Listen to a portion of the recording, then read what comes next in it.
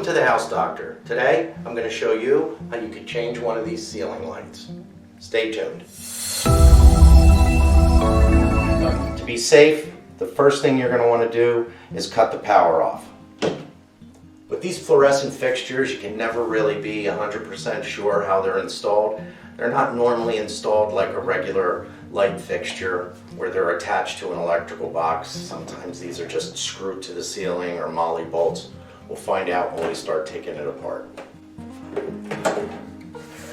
When you're sure your power's off, you can take your bulbs out, just twist them and take them out.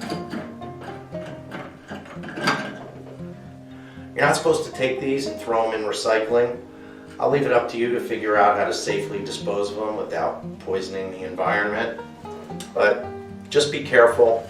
There is a tiny, minuscule amount of mercury in these, so be careful with what you're doing. Okay. Sometimes there'll be a little screw holding this center cover on. This one, you just squeeze it and take it off.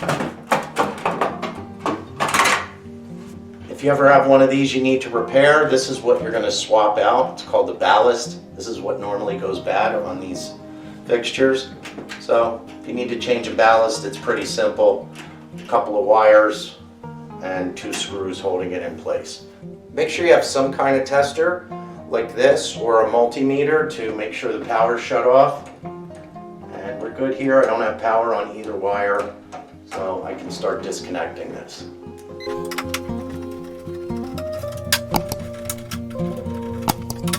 This big screw right here is an indication that this fixture was put in with toggle bolts, molly bolts, whatever you want to call them.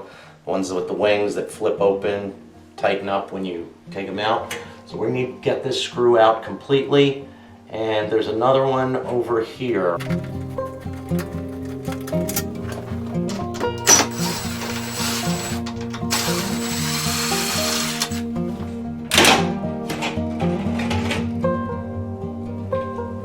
I can't believe it. This almost never happens to me. There's actually a box here behind a fluorescent fixture. I don't have to mess around with putting in a box. Hopefully you'll get lucky too if you ever decide to change a fluorescent fixture. All we're going to have to do is take our new fixture and screw it right into this box. Let me spackle up these giant holes from the molly bolts and then we'll put the new fixture in. Generally, there's 2 ways that a ceiling fixture gets attached. One of them is with a bracket like this. Put a screw on either side into the ceiling box, slide your fixture on top, and put a little nut right here, and that'll hold the fixture up. Another way is the fixture itself has 2 screw holes in it, and you just screw directly into the box. So since we have this bracket, this is how this one goes in. First thing is we attach this to the ceiling box. These bare wires or ground wires have some paint overspray on them from when the house was built. I need to clean that off with a little bit of sandpaper, Scotch-Brite, whatever you have handy. You just want to make sure there's not paint on there so you get a good connection when you connect it to the green screw here. I don't know if you noticed or not, this box is moving just a little bit. It's fine. The nails are still going to hold it secure. But this is one of the reasons why you can't just take down a ceiling fixture and install a ceiling fan. You have to have a special box and it needs to be very secure.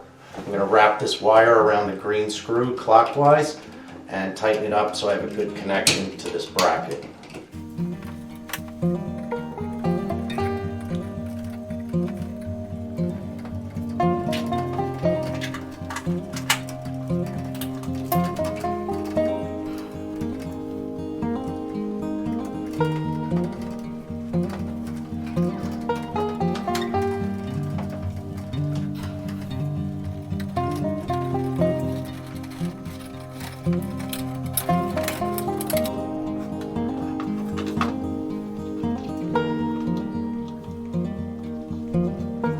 The reason why I picked this light fixture is because you have the option of how bright you want it to be. You can switch back and forth from one brightness to the next. Right up here, it's different from a dimmer switch on the wall. This, you're actually changing the color of the LEDs, giving you different types of brightness.